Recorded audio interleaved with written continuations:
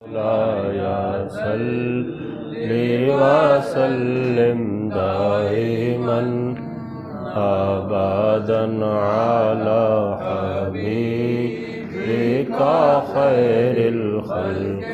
كلهم مولاي صل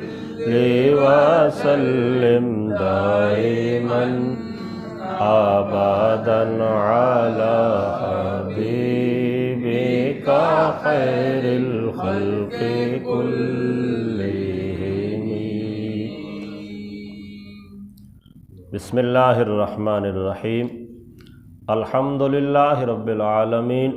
والصلاة والسلام على سید الانبیاء والمرسلین. اما بعد فاعوذ باللہ من الشیطان الرجیم. بسم اللہ الرحمن الرحیم. الذین استجابوا للہ والرسول من بعد ما اصابهم القرح للذین احسنوا منهم واتقوا اجر عظیم. صدق اللہ العظیم. احباب دی وقار، آج ہمیں سورہ آل عمران کی آیت نمبر 172 پڑھنے کی سعادت حاصل ہو رہی ہے. اس کے ساتھ مزید 2 آیات آج کے مفہوم میں ہم بیان کریں گے. اللہ جل شانہ نے ان آیات میں غزوہ احد کے بعد جب مسلمانوں نے دوبارہ کفار کا پیچھا کرنے کی کوشش کی تھی، نبی علیہ السلام کے حکم کی تعمیل کرتے ہوئے اس کا اللہ جل شانہ نے تذکرہ فرمایا ہے. مفسرین کرام نے اس کے پس منظر میں بیان کیا کہ جب حضرت ابو سفیان رضی اللہ تعالی عنہ، چونکہ یہ غزوہ احد کے موقع پر مسلمان نہیں تھے اور کفار و مشرکین کی طرف سے بطور سپہ سالار یہ آئے ہوئے تھے، تو جب مسلمانوں کو نقصان پہنچانے کے بعد کفار کا لشکر واپس پلٹ گیا تو اس وقت ان کے ذہن میں کچھ باتیں آئیں، خیالات آئے کہ ہم نے مسلمانوں کا اتنا نقصان کر دیا، ان کے اتنے بندے شہید ہو گئے، اتنے زخمی ہو گئے، باقی میدان جنگ چھوڑ کے بھاگ گئے، اب تو میدان میں تھوڑے سے افراد رہ گئے تھے، تو ہماری کتنی حماقت ہے کہ ہم واپس جا رہے ہیں. ہمیں تو چاہیے کہ ہم دوبارہ حملہ کریں اور مسلمانوں کو سنبھلنے نہ دیں، جو باقی بچے کھچے ہیں ان کا بھی کام تمام کر دیں. تو اس طرح کے خیالات یہ کر کے واپس پلٹنے کی تیاری کر رہے تھے. ادھر سے اللہ جل شانہ نے حضرت سیدنا جبرائیل علیہ السلام کے ذریعے نبی علیہ السلام کو مطلع فرما دیا کہ کفار و مشرکین تو یہ ارادہ کر رہے ہیں. تو آقا کریم صلی اللہ تعالی علیہ وسلم نے فوراً مسلمانوں کو حکم دیا، انہیں یہ تنبیہ فرمائی کہ وہ کفار کا پیچھا کریں. اب وہ کیفیت کیا تھی؟ 70 لاشیں میدان کے اندر پڑے ہوئے ہیں، بہت سے صحابہ کرام زخمی حالت میں ہیں، کھانے پینے کی اشیاء کی کمی ہے، اس قدر نقصان ہو گیا. اب ایسے حالت میں پھر کہنا کہ دوبارہ پلٹ کے دشمن پہ حملہ کرو، یقیناً عام بندہ اس سے ڈگمگا جاتا ہے. بندے کی عقل و شعور یہاں پہ جواب دے جاتی ہے کہ پہلے وہ ہمارے پاس آ کے اتنا نقصان کر کے جا رہے ہیں، اب ہم ان کے پیچھے بھاگ پڑیں. تو نبی علیہ السلام نے جب تنبیہ فرمائی تو حضور کے صحابہ تو جانیں قربان کرنے کے لیے تیار ہوتے تھے. تو جب حضور نے دوبارہ یہ اعلان فرمایا تو 70 صحابہ کرام پھر تیار ہو گئے، زخمی حالت میں، کسی کے کسی جگہ سے خون بہہ رہا ہے، کسی کے کسی جگہ سے خون بہہ رہا ہے. پھر حضور کے حکم پر عمل کرتے ہوئے انہوں نے دوبارہ دشمن کا پیچھا کرنا شروع کر دیا. تو جب ابو سفیان کو پتہ چلا نا کہ یہ تو لشکر مسلمانوں کا دوبارہ ہمارا پیچھا کر رہا ہے، تو وہ ڈر کے پھر مشرکین بھاگ گئے اور انہیں دوبارہ واپس پلٹنے کی جرت نہ ہوئی. تو اللہ تعالیٰ نے مسلمانوں کی اس خاصیت کا یہاں پہ تذکرہ فرمایا. ارشاد فرمایا الذین استجابوا للہ والرسول من بعد ما اصابهم القرح، کہ جن لوگوں نے زخمی ہونے کے باوجود اللہ اور اس کے رسول کی دعوت پر لبیک کہا، للذین احسنوا منہم واتقوا، اور ان میں سے وہ لوگ جنہوں نے نیکی کی، اچھا عمل کیا اور اللہ سے ڈرے، یعنی دشمن سے نہیں ڈرے، اللہ سے ڈرتے ہوئے نیکی کے کام کے اندر وہ آگے بڑھے، تو رب تعالیٰ نے ارشاد فرمایا اجر عظیم، ان لوگوں کے لیے اللہ کی طرف سے عظیم اجر تیار کیا گیا ہے۔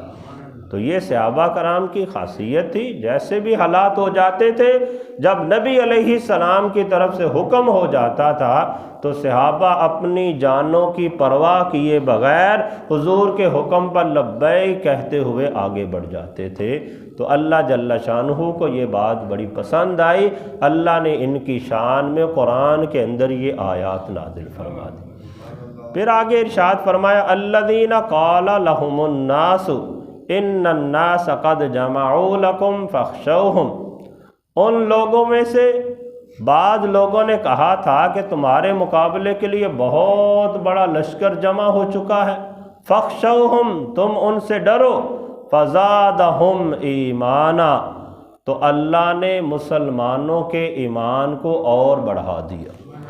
وقالوا حسبنا اللہ ونعم الوکیل، اور انہوں نے کہا کہ اللہ ہی ہمیں کافی ہے اور وہی بہترین کارساز ہے۔ اس آیت کے پس منظر میں مفسرین کرام نے بیان کیا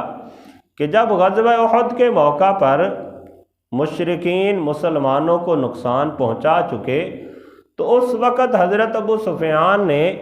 ایک پہاڑی کے اوپر کھڑے ہو کر مسلمانوں کو للکار کے یہ کہا تھا کہ اس سال تو ہم تمہیں نقصان پہنچا کے جا رہے ہیں، اگلے سال دوبارہ بدر صغریٰ، یہ ایک جگہ کا نام ہے، جیسے غزوہ بدر ایک جگہ کا نام تھا، تو اسی طرح بدر صغریٰ کے نام سے ایک جگہ کو یاد کیا جاتا تھا۔ تو حضرت ابو سفیان نے کہا کہ آئندہ سال ہم وہاں پہ آئیں گے اور تم بھی ادھر سے آنا، دوبارہ ہماری وہاں پہ جنگ ہوگی۔ تو نبی علیہ السلام نے بھی ایسے حالات میں بھی ابو سفیان کو للکار کے کہا کہ ٹھیک ہے، اگلے سال ہم پھر جنگ کے لیے تیار ہوں گے، اگلے سال پھر جنگ کرنے کے لیے آئیں گے۔ اب جب اس طرح کا معاملہ ہو گیا، کفار چلے گئے، مسلمان اپنے گھروں میں آ گئے، اب نبی علیہ السلام نے اس حوالے سے تیاری وغیرہ شروع کی کہ آئندہ سال پھر جنگ وغیرہ ہوگی۔ تو اس موقع پر جو درمیان میں کچھ منافقین تھے نا، انہوں نے مسلمانوں کو ڈرانا دھمکانا شروع کیا، کہا کہ پہلے کفار تمہارے گھر میں آئے اور تمہارا اتنا نقصان کر گئے، اب تم دوبارہ جنگ کے لیے جاؤ گے تو تمہاری کیا کنڈیشن ہوگی؟ تمہارے تو ابھی کئی زخمی ٹھیک نہیں ہوئے اچھی طرح سے، تمہارا وہ جو پہلے نقصان ہوا اس کا ہی خمیازہ پورا نہیں ہوا، اب تم دوبارہ جنگ کے لیے جانا چاہو گے؟ تو جب اس طرح کی باتیں منافقین نے کی تو جو کامل ایمان والے تھے ان کا ایمان اور بڑھ گیا، ان کے دلوں میں اللہ کی طرف سے اور زیادہ جہاد کا جذبہ پیدا ہو گیا۔ تو اللہ تعالیٰ نے اس کا یہاں پہ تذکرہ فرمایا، ارشاد فرمایا الذین قال لهم الناس ان الناس قد جمعوا لکم، کہ جب وہ منافقوں میں سے کچھ لوگ مسلمانوں کو یہ کہہ رہے تھے کہ کافروں نے تو تمہارے لیے بہت بڑے لشکر تیار کر رکھے ہیں، فاخشوہم، پس تم ان سے ڈرو، تو بجائے اس کے کہ مسلمان ڈرتے، فزادہم ایمانا، ان کا ایمان اور بڑھ گیا، اللہ کی ذات پہ اور توکل بڑھ گیا کہ جب ہم اللہ کی رضا کے لیے نکلیں گے تو پھر دنیا کی کوئی طاقت ہمیں نقصان نہیں پہنچا سکتی۔ وقالوا حسبنا اللہ ونعم الوکیل، اور انہوں نے کہا کہ ہمیں اللہ ہی کافی ہے اور اللہ بہترین کارساز ہے، کہ اگرچہ ہمارے پاس افراد کی کمی ہے، ہتھیاروں کی کمی ہے، خوراک کی کمی ہے، لیکن کہا کہ جب حضور نے فرما دیا تو ہم جنگ کرنے کے لیے جائیں گے اور ہمیں اللہ تعالیٰ اپنی مدد فراہم فرمائے گا اور اللہ تعالیٰ ہی ہمارے لیے کافی ہے۔ پھر ہوا یہ کہ ادھر سے مسلمانوں نے تیاری کی، ادھر سے حضرت ابو سفیان نے کفار کا لشکر تیار کیا اور وہ تیار کر کے روانہ ہو چکے، لیکن پھر بعد میں ان کے دلوں کے اندر کوئی ایسا خوف پیدا ہوا، کسی نے انہیں اطلاع کی کہ مسلمان بھی تیاری کر رہے ہیں، تو وہ گھبرا کے وہیں سے واپس چلے گئے، جنگ ہوئی نہیں، اور واپس پلٹتے وقت حضرت ابو سفیان نے نعیم بن مسعود اشجعی، یہ ایک شخص تھا، اس سے ان کی ملاقات ہوئی تھی، انہیں بھیجا مسلمانوں کی طرف، یہ مدینہ کی طرف آ رہے تھے، تو اس سے کہا کہ تم جا کے مسلمانوں کو ڈرانا، انہیں کہنا کہ مشرکین نے تو بہت بڑا لشکر تیار کر رکھا ہے اور وہ تو بدر صغریٰ کی طرف پہنچنے والے ہیں، تم وہاں پہ نہ جانا ورنہ تمہارا بڑا نقصان ہو جائے گا، تمہیں تو قتل کر دیا جائے گا وہاں پہ، پہلے مسلمان تمہارے گھر میں آ کے وہ کافر اتنا نقصان پہنچا گئے، اب تو انہوں نے بہت زیادہ تیاری کر رکھی ہے۔ یعنی حضرت ابو سفیان نے اس طرح بندے کو تیار کر کے بھیجا تھا کہ وہ وہاں پہ جا کے مسلمانوں کو ڈگمگا دے گا، مسلمان گھبرائیں گے اور وہ جنگ کے لیے آئیں گے نہیں، تو پھر وعدہ خلافی ان کی طرف سے ہوگی، لہذا ہمیں کسی قسم کی مذمت نہیں اٹھانی پڑے گی۔ لیکن نبی علیہ الصلوۃ والسلام تو سب کچھ جانتے تھے، اللہ نے حضور کو ایسی بصیرت اور ایسا علم عطا فرما رکھا تھا، اس نے آ کے بڑا مسلمانوں کو ڈرایا دھمکایا، مشرکین میں سے جو مدینہ کے اندر رہنے والے تھے اور جو منافق تھے انہوں نے بھی مسلمانوں کو ڈرانے کی کوشش کی، لیکن مسلمان ڈرے نہیں، حضور علیہ السلام کے قدم ڈگمگائے نہیں، بلکہ حضور اپنے لشکر کو لے کر جس جگہ کا وعدہ کیا تھا وہاں پہ پہنچ گئے۔ اور وہاں پہ ہوا یہ کہ ابو سفیان تو آئے نہیں تھے، مشرکین کا لشکر تو آیا ہی نہیں تھا، مسلمان وہاں پہ پہنچ گئے، اور وہاں پہ وہ جگہ بھی ایسی تھی جہاں پہ ہر سال ایک باقاعدہ بازار لگا کرتا تھا اور وہاں پہ بڑی تجارت ہوتی تھی۔ اب مسلمان اتفاق سے وہاں پہ گئے ہوئے تھے، ادھر سے بازار لگا ہوا تھا، مشرکین آئے نہیں تھے، مسلمانوں نے وہاں پہ بازار میں خوب تجارت کی اور اللہ تعالیٰ نے انہیں خوب نفع عطا فرمایا، اور جنگ تو ہوئی نہیں، مسلمان بہت زیادہ بازار سے نفع کما کے واپس پلٹے۔ اللہ جل شانہ نے اس کا پھر یہاں پہ تذکرہ فرمایا، ارشاد فرمایا فَانْقَلَبُوا بِنِعْمَةٍ مِّنَ اللَّهِ وَفَضْلٍ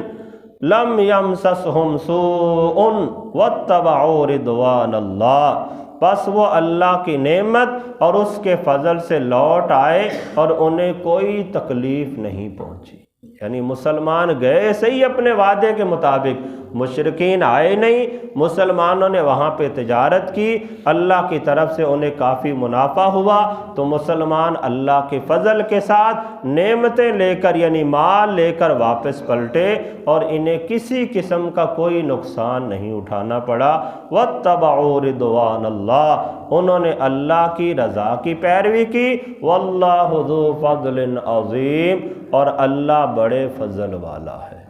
تو احباب دی وقار، یقیناً جس بندے کے دل کے اندر ایمان کی کاملیت ہوتی ہے وہ کفار سے ڈرتا نہیں ہے، اگرچہ ان کے پاس جتنی بھی طاقت ہو، بندہ مومن کے دل کے اندر جو ایمان کی طاقت ہوتی ہے اور جو اللہ کی ذات پر توکل اور بھروسہ ہوتا ہے، اس وجہ سے وہ کسی کے سامنے جھکتا نہیں ہے۔ اور حضور کے صحابہ نے اور نبی علیہ السلام نے پریکٹیکلی طور پہ ایسی کتنی مثالیں پیش فرمائی ہیں۔ غزوہ بدر کا موقع دیکھ لیں، یہی بدر صغریٰ کے موقع پر نبی علیہ السلام کا عمل دیکھ لیں۔ غزوہ احد کے بعد جب حضور نے دوبارہ کفار کا پیچھا کرنے کا کہا، اس وقت کے معاملات کو دیکھ لیں کہ مسلمان جیسے بھی حالات ہوتے تھے، جہاں حضور کا فرمان آ جاتا تھا، مسلمان اپنا تن من دھن سب کچھ قربان کرنے کے لیے تیار ہو جاتے تھے۔ تو ہمیں بھی چاہیے کہ ہم بھی قرآن و سنت کی تعلیمات پر اور اللہ تعالیٰ کے احکامات پر جیسے بھی معاملات ہوں، ہم فوراً اس پر عمل کرنے کے لیے تیار ہو جائیں۔ اللہ تعالیٰ ہم سب کو عمل کرنے کی توفیق عطا فرمائے۔